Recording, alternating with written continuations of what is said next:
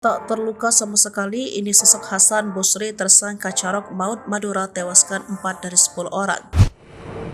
Berikut ini adalah sosok Hasan Basri tersangka pelaku Carok Maut di Bangkalan Madura yang tewaskan 4 dari 10 orang tetapi ia tak terluka sama sekali ketika bertarung. Sosok Hasan Basri sedang menjadi sorotan publik karena aksinya melawan 10 orang dalam tragedi Carok Maut di Bangkalan. Pria bernama lengkap Hasan Tanjung bin Wardi telah ditetapkan sebagai tersangka bersama satu pelaku lainnya, yaitu adiknya bernama Wardi. Tragedi Carok hingga menewaskan 4 orang ini terjadi di Desa Bumi Anyar, Kecamatan Tanjung Bumi, Jumat 12 Januari 2024 sekitar pukul 6:30 waktu Indonesia bagian Barat. Dikutip dari surya.co.id, tragedi Carok di Bangkalan itu bermula ketika Hasan Basri melaju kencang menggunakan motornya di depan korban, yakni Mat Tanjar.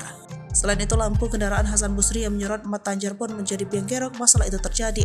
Berawal dari hal itu, Hasan Basri dan adiknya Wardi terlibat percekcokan hingga berujung duel Carok dengan Mat Tanjar. Dari penuturan Hasan Basri dan Wardi dalam tragedi Carok itu sebenarnya ada 10 orang, akan tetapi sisanya langsung kabur begitu melihat Hasan Basri ikut terlibat dalam pertarungan tersebut. Hasan Basri dan adiknya Wardi terlibat duel cekcok Madura pada Jumat 12 Januari 2024. Tragedi Carok berdarah di Desa Bumi Anyar, Kecamatan Tanjung Bumi, Bangkalan, Jawa Timur menewaskan 4 orang. Keempat orang yang meninggal dunia tersebut adalah Mat Tanjar, Mat Tardam, Najehri, dan Hafiz. Dari 4 yang tewas, rupanya duel itu berlangsung 2 versus 5. Walaupun pada saat kejadian kata Wardi ada 10 orang yang ada di tempat kejadian perkara.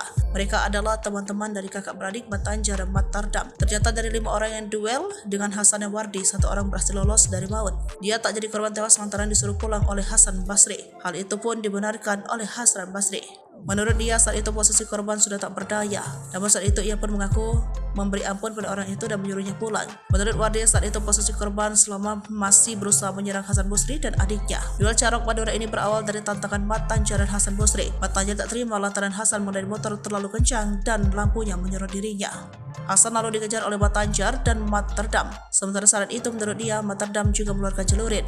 Setelah itu, Mat Tanjar pun menantang duel. Lalu Hasan pun pulang mengambil celurit dan bertemu dengan adiknya Wardi. Mereka pun akhirnya duel di TKP hingga menewaskan 4 orang. Sementara Hasan dan Wardi tidak mengalami luka sedikit pun.